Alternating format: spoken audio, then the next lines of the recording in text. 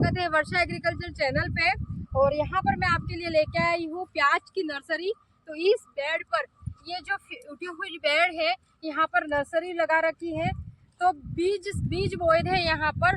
यहाँ हम प्याज की दो प्रकार से सोइंग कर सकते हैं, एक तो बल्ब से उसके वो बो सकते हैं, एक हम सीड बो सकते हैं।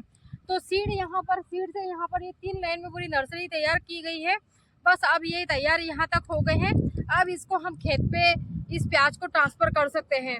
तो इस तरह से प्याज है, जहाँ पर क्या होता है ट्रांसपोर्टेशन या फिर उसमें लागत ज़्यादा लग जाती है, छोटे छोटे बल्ब नहीं मिल पाते हैं, तो हम सीड से भी इस तरह से तैयार कर सकते हैं। लेकिन हमें इसके लिए एडवांस और 1 महीने पहले अर्ली टाइम का ध्यान रखना पड़ेगा। तो 1 महीने पहले हमें सोइंग करनी पड़ेगी।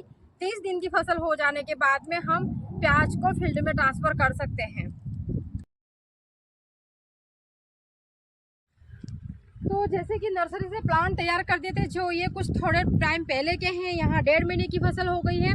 तो ये सीड से तैयार किया हुआ बीज था, उसके छोटे प्लांट 1.5 महीने के या फिर 1 महीने के प्लांट थे, उसको उगाकर यहाँ पर इस लाइन में ट्रांसफ़र किया गया। 3-3 की लाइन बनाई गई है।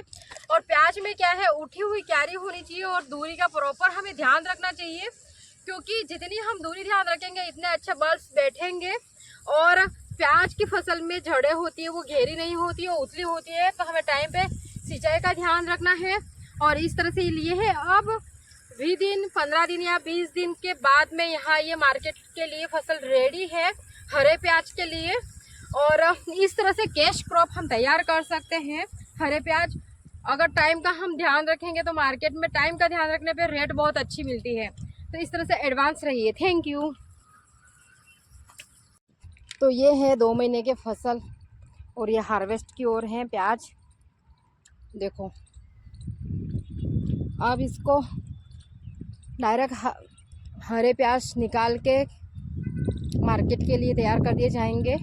एज ए सेल के लिए 50 रुपये किलो कहीं नहीं गए हैं। और अगर भाव नहीं मिलते हैं तो इसको हटाओ मत और उसके बल्ब तैयार होने दो। तो हमारे प्याज जो हम खाते हैं कटिंग के लिए, वो काम में आ जाते हैं।